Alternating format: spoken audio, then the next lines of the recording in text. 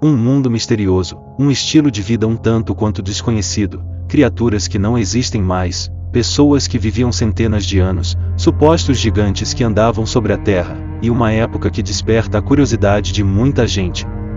É claro que nós estamos falando da Era Pré-Diluviana.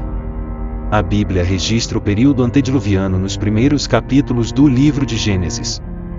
De acordo com o texto bíblico, na Era Pré-Diluviana, a civilização humana alcançou grandes realizações, mas também perpetuou uma cultura de pecado. Mas como era a vida das pessoas naquele tempo? O que elas faziam? O que será que aconteceu no mundo antes do grande dilúvio? É exatamente sobre isso que falaremos a partir de agora neste vídeo. Obviamente, a primeira família antediluviana foi a família de Adão. Depois de serem expulsos do Jardim do Éden, Adão e Eva se estabeleceram e tiveram filhos e filhas. Como se sabe, o primeiro filho do primeiro casal foi Caim, mas Caim também foi o primeiro assassino do mundo antediluviano. Ele matou de forma covarde Abel, seu próprio irmão. Depois de seu terrível pecado, Caim recebeu uma marca de Deus e construiu uma cidade na terra de Nod. Caim deu a essa cidade o nome do seu primeiro filho, Enoque, e essa cidade antediluviana é a primeira cidade mencionada na Bíblia em Gênesis, capítulo 4. Mas, diferentemente do que teorias extrabíblicas afirmam, a Escritura explica claramente que o homem foi criado por Deus como ser racional e moralmente capaz.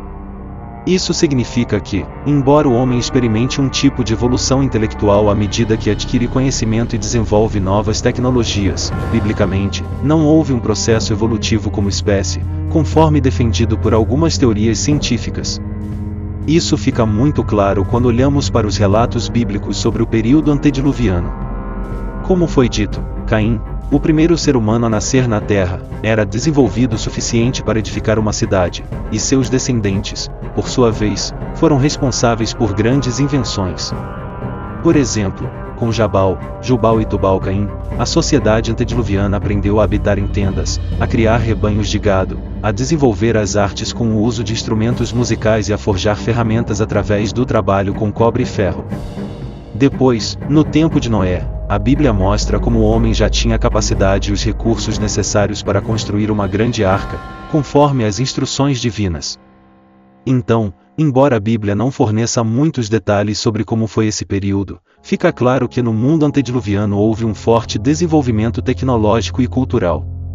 Uma pergunta muito frequente sobre o período antediluviano diz respeito à duração desse período, ou seja, quanto tempo durou o mundo pré-diluviano. A verdade é que a Bíblia não explica quanto tempo durou esse período, mas muitos estudiosos acreditam que o tempo decorrido entre a criação e o dilúvio pode ter sido bem maior do que o restante de toda a história bíblica. Já foram feitas muitas tentativas de datar esse período, mas todas sem sucesso. Na verdade, o único registro que fornece algum dado cronológico sobre esse período é aquele presente na lista genealógica de Gênesis, capítulo 5. No entanto, é improvável poder estabelecer datas exatas a partir desse registro, simplesmente porque esse não é o seu propósito. As genealogias bíblicas estão mais interessadas no estabelecimento de linhagens do que na definição de dados cronológicos. Inclusive, algumas dessas listas genealógicas podem ser representativas e não exaustivas, ou seja, pode haver lacunas intencionais nessas listas para priorizar os indivíduos que tiveram alguma relevância na história bíblica. Nessas listas representativas, quando é dito que um indivíduo gerou outro, isso significa que o primeiro indivíduo é o ancestral do segundo, e não necessariamente seu pai. Isso ocorre em outras genealogias bíblicas, e muitos eruditos acreditam que não é completamente impossível que isso tenha ocorrido na lista genealógica antediluviana de Gênesis 5. Mas, com base nessa lista, pelo menos, os estudiosos conseguem observar que o grande desenvolvimento experimentado pelo homem antediluviano provavelmente tinha a ver com a longevidade das pessoas naquele tempo. Havia apenas um idioma, e Deus permitiu que os homens vivessem centenas de anos. Isso certamente teve um papel fundamental para o crescimento tecnológico daquele período e também para a transmissão da informação. Sim, Existem outras interpretações a respeito da longevidade das pessoas que viveram antes do dilúvio, mas a interpretação mais tradicional e amplamente aceita pelos estudiosos cristãos é aquela que faz uma leitura natural do texto bíblico, que registra que aquelas pessoas realmente viveram centenas de anos. E aqui, obviamente, estou considerando esse tipo de interpretação. Mas, se tem algo que marcou o período antediluviano, com certeza foi o pecado. A Bíblia diz que o estilo de vida pecaminoso adotado por Caim rapidamente se propagou pelo mundo pré-diluviano. Por exemplo, Lameque, um descendente de Caim, foi o primeiro a adotar a poligamia nas páginas bíblicas, além de também ter sido um duplo homicida que se orgulhava de sua crueldade, conforme nós lemos em Gênesis, capítulo 4, entre os versículos 18 e 24. E o próprio Caim, após ter matado Abel, não apenas não se arrependeu, mas também achou que o castigo divino sobre ele foi injusto.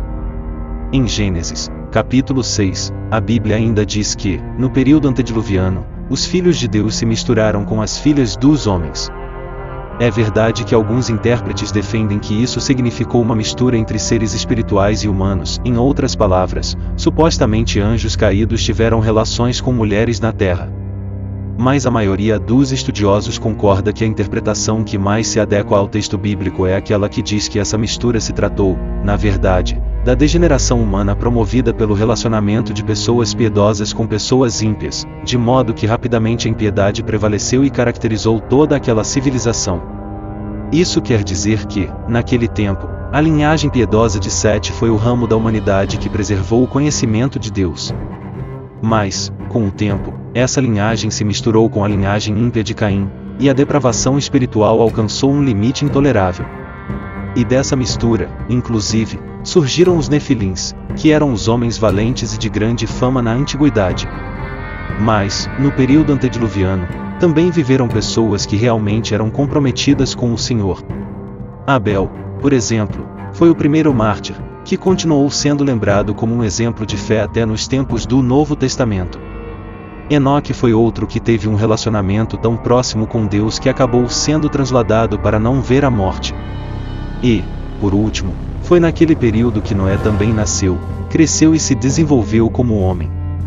Mas a Bíblia registra que, nos anos finais do período antediluviano, Noé foi a rara exceção de uma pessoa que continuou temente ao Senhor. O texto bíblico diz que a família de Noé foi a única a ser poupada quando a paciência de Deus considerou intolerável a situação de depravação generalizada daquela civilização. E foi assim que o período chegou ao fim, com o derramamento da ira de Deus e a destruição da terra. A situação era tão complicada, a maldade estava num nível tão elevado que o escritor bíblico registra o descontentamento divino com a humanidade através da figura do arrependimento, dizendo que Deus havia se arrependido de ter criado o homem. E, no Novo Testamento, o apóstolo Pedro descreve o fim da história antediluviana da seguinte forma: pelas quais coisas pereceu o mundo de então, coberto com as águas do dilúvio. Mas tudo o que aconteceu naquele tempo serve de alerta para nós. Isso porque o próprio Senhor Jesus Cristo disse que, nos últimos dias da presente era, o estilo de vida antediluviano vai se repetir. Cada um viverá segundo sua própria vontade, segundo os seus próprios desejos, se banqueteando, festejando, se relacionando, mas todos estarão ocupados demais para o chamado de Deus ao arrependimento. Então, assim como ocorreu com a geração antediluviana, as pessoas só cairão na real quando o juízo de Deus for derramado, sem a oportunidade de alguém voltar atrás. Inclusive, Jesus ilustrou esse momento dizendo que, assim como no mundo antediluviano os ímpios foram levados pelas águas do dilúvio, nos dias finais, os homens impenitentes também serão levados deste mundo pelo juízo de Deus. Agora, escreva nos comentários o que você pensa sobre como era o mundo pré-diluviano. E, se você gostou desse vídeo, inscreva-se aqui no canal.